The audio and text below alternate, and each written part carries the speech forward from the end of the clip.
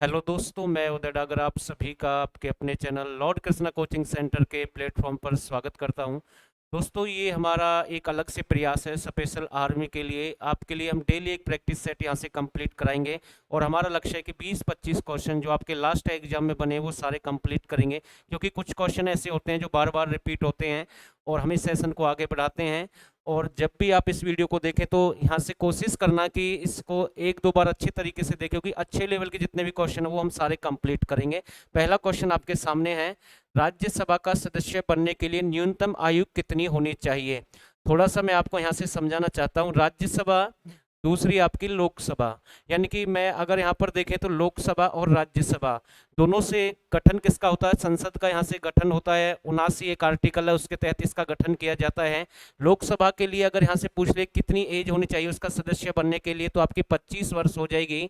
और यहीं से पूरा जो कि संसद है, लोकसभा का जो सिस्टम यहीं से चलता है और यहीं से प्रधानमंत्री का चुनाव होता है। लेकिन यहाँ पर बात हो रही है राज्यसभा। यहाँ से क्वेश्चन ये भी बन सकता है कि राज्यसभा एक कैसा सदन है, उच्च सदन है, लोकसभा एक आपका निम्न सदन है, क्योंकि इसमें जो एज है 30 वर्ष है और आपकी लोकसभा में कितनी है, 25 वर्ष है। तो इसका जो बी आंसर है बिल्कुल राइट रहेगा, 30 बन जाएगा इसका राइट आंसर।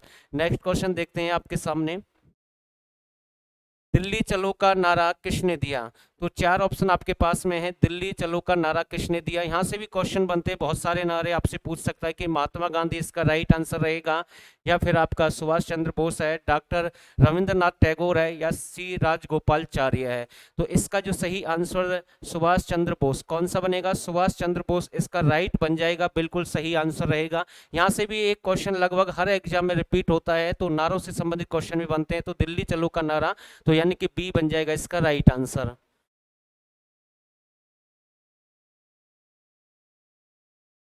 भारत द्वारा भेजा गया पहला उपग्रह कौन सा है। यहाँ से क्वेश्चन आते हैं कि भारत द्वारा भेजा गया पहला उपग्रह कौन सा रहेगा। आर्यभट्ट है, इनसेट 1A है, या रोहिणी D2 है, या फिर भास्कर 1 है। तो चार ऑप्शन है, थोड़ा सा समय देते रहेंगे आपको, क्योंकि अगर हम जल्दबाजी करेंगे तो फिर आपको समय नहीं मिलेगा। इसका जो राइट आंसर रहेगा आपका आर्यभट्ट बन जाएगा। कौन सा बनेगा, आर्यभट्ट, बिल्कुल इसका जो राइट आंसर रहेगा आर्यभट्ट। तो ये आपको ध्यान रखना है। तो ए इसका राइट आंसर रहेगा। भारत द्वारा भेजा गया पहला उपग्रह कौन सा है, आर्यभट्ट है।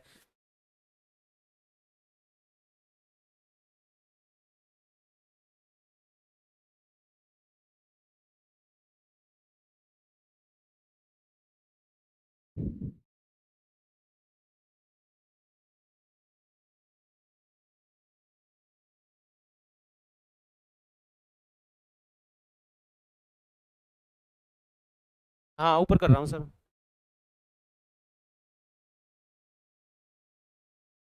श्रीनगर शहर किस श्रीनगर शहर श्रीनगर शहर किस नदी के किनारे पर बसा हुआ है। ब्यास नदी है, सतलुज नदी है, रावी है, झेलम है। सतलुज से काफी क्वेश्चन पूछे जाते हैं। ये आपकी जो सतलुज नदी है इसका सबसे ज्यादा संबंध अगर राज्य जो पूछ ले तो आपका पंजाब से रहेगा। 5 नदियों का शहर भी कहते हैं, तो ये भी आपको ध्यान रखना, किसको कहते हैं, पंजाब को कहते हैं। वैसे जो नदियों का जो जाल है सबसे ज्यादा पाकिस्तान में है। बाकी यहाँ पर आपसे पूछा श्रीनगर शहर किस नदियों के किनारे पर बसा हुआ, तो इसका जो राइट बन जाएगा झेलम नदी के किनारे पर है। कौन सी नदी रहेगी, झेलम नदी रहेगी। तो डी डी इसका राइट आंसर रहेगा। इराक की मुद्रा क्या है। तो यहाँ से भी क्वेश्चन बनते हैं, बहुत सारे देशों की मुद्राएं हैं, पूछ सकता है। तो यहाँ से क्वेश्चन बनते ही हैं कई बार। तो इराक की मुद्रा क्या है, रियाल है, दिनार है, कुवैत है, या इनमें से कोई नहीं है। तो जितने भी सारे ऑप्शन है या फिर क्वेश्चन है जो लास्ट एग्जाम में रिपीट हुए वही सारे क्वेश्चन है। तो इराक की मुद्रा क्या रहेगी, तो इसका जो राइट बनेगा दिनार है। कौन सी है, दिनार। तो बी बिल्कुल इसका राइट आंसर रहेगा। कौन सी है, दिनार है।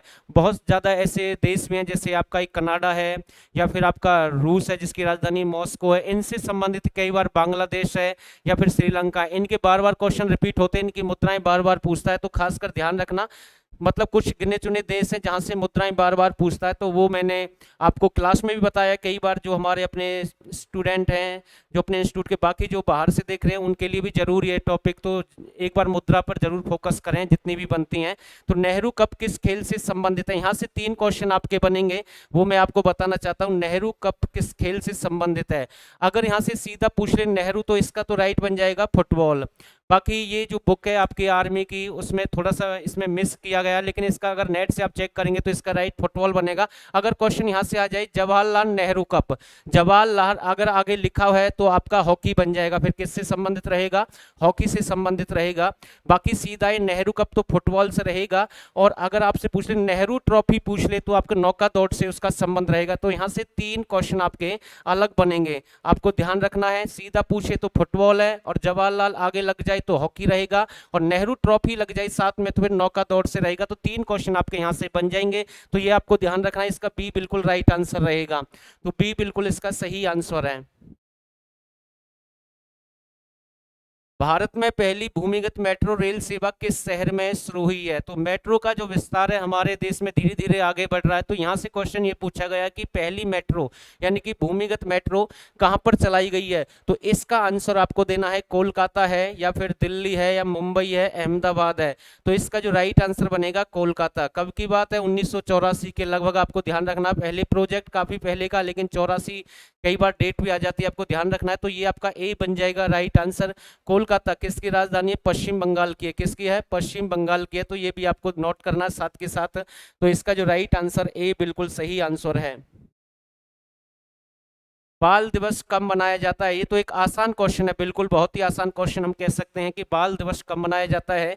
तो इसका जो राइट आंसर बनेगा, ज्यादा समय नहीं लेंगे हम इस पर, बिल्कुल इसका जो सही आंसर रहेगा आपका, तो ये आपका 14 नवंबर को मनाया जाता है। ठीक है, और आप हमें मैसेज के द्वारा बताएंगे कि इसका संबंध किससे है, यानी कि किससे संबंध रहेगा, किसने इसको शुरू किया था बाल दिवस, या किसकी याद में। तो ये आपको जरूर बताना मैसेज के द्वारा। एक आसान क्वेश्चन हमने आपके लिए छोड़ दिया इस वीडियो में, तो मैसेज एक बार जरूर करें। तो बी बिल्कुल इसका राइट बनेगा।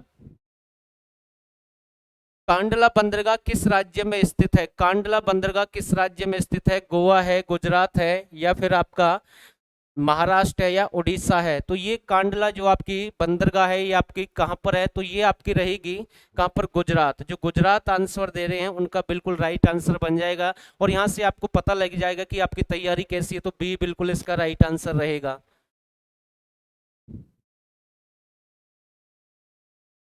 कौन सा ग्रह आकार और द्रव्यमान में लगभग पृथ्वी के समान है? यहाँ से क्वेश्चन बिल्कुल अच्छा क्वेश्चन मैं कह सकता हूँ। इसमें से कौन सा ग्रह ऐसा है जो बृहस्पति, शनि और मंगल, इनमें से आपको बताना है किस, यानी कि यहाँ से क्वेश्चन की जो लैंग्वेज आपके सामने है, बिल्कुल कौन सा ग्रह आकार और द्रव्यमान में लगभग पृथ्वी के समान है?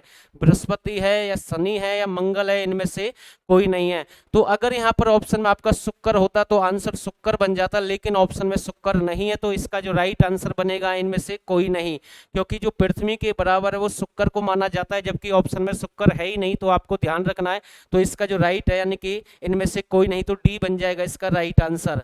तो डी बिल्कुल सही है। अगर ऑप्शन में शुक्र होता तो शुक्र उसका राइट आंसर होता। उस्ताद जाकिर हुसैन किस वाद्य यंत्र से जुड़े हुए हैं? तबला है, सितार है, वीणा है, या इनमें से कोई नहीं? तो इनमें से किससे जुड़े हुए हैं?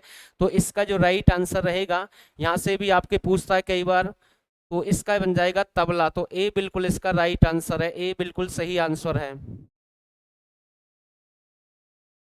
निम्न में से किस राज्य में समुद्री तट नहीं है? यहाँ से क्वेश्चन बनता है, एक तो आपको पता होना जरूरी है, सबसे ज्यादा जो समुद्री तट के साथ सीमा बनाता है कौन सा? गुजरात बनाता है। कौन सा राज्य बनाता है? गुजरात बनाता है। लेकिन यहाँ पर पूछा है इनमें से कौन सा समुद्र के साथ अपनी सीमा साझा नहीं करता है? उड़ीसा रहेगा, गुजरात है, मिजोरम है, या गोवा है? तो इसका जो राइट आंसर बनेगा इनमें से मिजोरम है। कौन सा रहेगा? मिजोरम है। बाकी तीनों का संबंध है, मिजोरम का नहीं है। तो सी बिल्कुल इसका राइट आंसर है भाई, सी बिल्कुल सही आंसर रहेगा। नेक्स्ट क्वेश्चन देखते हैं। राज्यसभा का सभापति कौन होता है? राज्यसभा का सभापति कौन होता है? तो एक बहुत ही आसान क्वेश्चन है। ऐसे पॉलिटिकल से संबंधित, राजनीति से संबंधित बहुत सारे क्वेश्चन पूछे जाते हैं, तो इसका आंसर आपको देना है। तो 4 ऑप्शन आपके पास में है। तो इसका जो राइट आंसर बनेगा इनमें से, यानी कि उपराष्ट्रपति, प्रधानमंत्री है, राष्ट्रपति है, राज्यपाल है। तो राज्यसभा का सभापति कौन होता है? तो राज्यसभा का होता है उपराष्ट्रपति। कौन होता है? उपराष्ट्रपति इसका यानी कि सभापति होता है। तो ये आपको ध्यान रखना भाई। ठीक है ना। और ये राज्यसभा है, इसे उच्च सदन मानते हैं। क्या मानते हैं? उच्च सदन मानते हैं। लोकसभा आपका निम्न सदन है। और राज्यसभा कभी भी भंग नहीं होती है भाई, ठीक है ना, कभी भी भंग नहीं होती। तो ये आपको ध्यान रखना है। और इसे पढ़े लिखों की सभा के नाम से भी जानते हैं। तो इसका जो राइट आंसर रहेगा, यानी कि हम कह सकते हैं कि ए बिल्कुल सही आंसर है। आधुनिक ओलंपिक खेल कब शुरू हुए? तो इस पर ज्यादा समय नहीं लूंगा। तो ये आपके कब शुरू हुए हैं? तो इसका जो राइट बन जाएगा 1896। तो सी बिल्कुल राइट आंसर रहेगा। जो सी आंसर है बिल्कुल सही आंसर है भाई, सी बिल्कुल सही आंसर है, ठीक है ना। 1896 रहेगा इसका राइट। कपास की खेती के लिए सबसे अच्छी मिट्टी कौन सी है? रेतीली मिट्टी है, लाल मिट्टी है, काली मिट्टी है, या इनमें से कोई नहीं। तो कपास की खेती के लिए कौन सी मिट्टी सबसे अधिक मानी जाती है? काली मिट्टी मानी जाती है। कौन सी मानी जाती है? काली मिट्टी मानी जाती है। लाल मिट्टी तमिलनाडु आंध्र प्रदेश वाले भाग जिसमें लोहे की मात्रा सबसे ज्यादा होती है। काली मिट्टी का अगर क्षेत्र पूछ ले तो गुजरात है आपका, एमपी भी है और महाराष्ट्र भी है, ठीक है ना। तो आपको ध्यान रखना है। तो काली मिट्टी सबसे ज्यादा उपजाऊ मानी जाती है। तो सी बिल्कुल इसका राइट आंसर बन जाएगा। सी बिल्कुल इसका सही आंसर रहेगा। स्वतंत्रता से पूर्व गोवा पर शासन किसका था? यानी कि पुर्तगाल, फ्रांस, स्पेन, या इनमें से कोई नहीं। तो इसमें से किसका शासन था स्वतंत्रता से पहले? तो इसका जो राइट आंसर बनेगा, किसका शासन रहेगा? तो इसका जो सही आंसर यानी पुर्तगालियों का शासन था भाई, ठीक है ना। पुर्तगालियों का शासन था। 1961 की हम बात करते हैं उसके अकॉर्डिंग। उसके बाद 87 में इसे एक राज्य का दर्जा दे दिया गया। तो ये आपको नोट करना है, ठीक है। तो इसका जो राइट बन जाएगा, ए बिल्कुल राइट आंसर रहेगा। ए बिल्कुल इसका सही आंसर रहेगा। थोड़ा सा नीचे रखते हैं क्वेश्चन को। भारतीय मानक समय में आरंभ हुआ, यानी कि जो भारतीय मानक समय है वो कब आरंभ हुआ है? तो इसका जो राइट आंसर बनेगा, बिल्कुल ज्यादा समय नहीं लेंगे, इसका जो राइट बन जाएगा 1906। कब शुरू हुआ? 1906। तो इसका राइट आंसर रहेगा 1906, बिल्कुल सही आंसर है भाई, ठीक है ना। तो 1906 बिल्कुल इसका राइट आंसर है। ये भी एक आसान क्वेश्चन है, ठीक है ना। और ये रिपीट होता है बार बार। कुमारी अपर्णा पोपट डैश खेल से संबंधित है? तो क्रिकेट से रहेगी, टेनिस है, या बैडमिंटन है, या इनमें से कोई नहीं। तो किस खेल से संबंधित रहेगी आपको ध्यान रखना है। तो इसका जो राइट बनेगा, अगर ये क्वेश्चन रिपीट होता है तो सीधा पूछेगा आपसे बैडमिंटन। क्या आंसर बनेगा? बैडमिंटन। तो सी बिल्कुल इसका राइट आंसर है। तो सी बिल्कुल इसका सही आंसर रहेगा। देखो ये एक आसान क्वेश्चन आ गया। एक आसान क्वेश्चन आ गया कि असहयोग आंदोलन के नेता थे, यानी कि असहयोग आंदोलन से किसका संबंध था? तो चार ऑप्शन आपके पास में है। तो इनमें से आपका जवाहरलाल नेहरू है, महात्मा गांधी है, सुभाष चंद्र बोस है, या फिर आपका दादा भाई नेरोजी है। तो इनमें से कौन सा रहेगा? असहयोग आंदोलन यानी कि 1920 में कब शुरू हुआ? 1920 में 1 अगस्त 1920 भी डेट आती है कई बार, आपको ध्यान रखना। बाकी 1920 ही रिपीट होता है बार बार। तो इससे किसका संबंध रहेगा? महात्मा गांधी से। किसका? महात्मा गांधी का इससे संबंध रहेगा। तो बिल्कुल बी बन जाएगा इसका राइट आंसर। एक भारत छोड़ो आंदोलन भी आता है 1942, ठीक है ना। उसमें 8 अगस्त भी आता है, 9 अगस्त भी आता है, दोनों कभी एक साथ नहीं आएंगी डेट। तो ये आपको ध्यान रखना है। इसका जो राइट आंसर बनेगा महात्मा गांधी बन जाएगा, बिल्कुल राइट आंसर। तो महात्मा गांधी बिल्कुल इसका राइट आंसर है। भारत का राष्ट्रीय फूल कौन सा है? बिल्कुल आसान क्वेश्चन है। यहाँ से राष्ट्रीय पक्षी पूछ सकता है, फूल पूछ सकता है, या फिर मिठाई पूछ सकता है। मतलब ऐसे ही क्वेश्चन आते हैं, बार बार रिपीट होते हैं। तो इसका जो राइट आंसर रहेगा, बिल्कुल जो सही आंसर है, भारत का राष्ट्रीय फूल कौन सा है? तो कमल बन जाएगा। कौन सा रहेगा? कमल बन जाएगा। ए बिल्कुल इसका राइट आंसर है। ए बिल्कुल इसका सही आंसर रहेगा भाई, ठीक है ना। और अब तक हमने कितने क्वेश्चन कंप्लीट कर दिए? लगभग आपके यहाँ से कि हमने 20 क्वेश्चन आपके कंप्लीट कर दिए हैं, और ज्यादा क्वेश्चन अब है नहीं। इसको हम आगे बढ़ाते हैं सेशन को।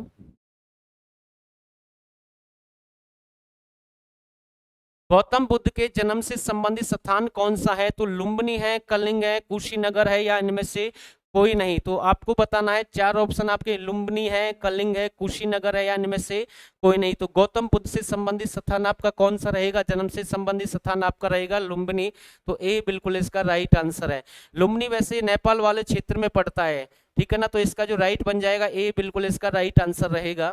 ए बिल्कुल सही आंसर है। पश्चिम बंगाल की राजधानी क्या है? तो राजधानी से संबंधित क्वेश्चन बनते हैं। अभी हमने क्वेश्चन कंप्लीट किया था कि मेट्रो से यानी कि भूमिगत जो मेट्रो कहां पर चलाई गई थी, वो हमने आपको कोलकाता बताया था। लेकिन यहाँ पर दूसरा क्वेश्चन फिर आया, एक अच्छे लेवल का क्वेश्चन हम कह सकते हैं कि इसका जो राइट आंसर आपके सामने बनेगा, पश्चिम बंगाल की राजधानी कौन सी? राजधानी से संबंधित क्वेश्चन बनते हैं। तो कोलकाता है। कौन सी रहेगी?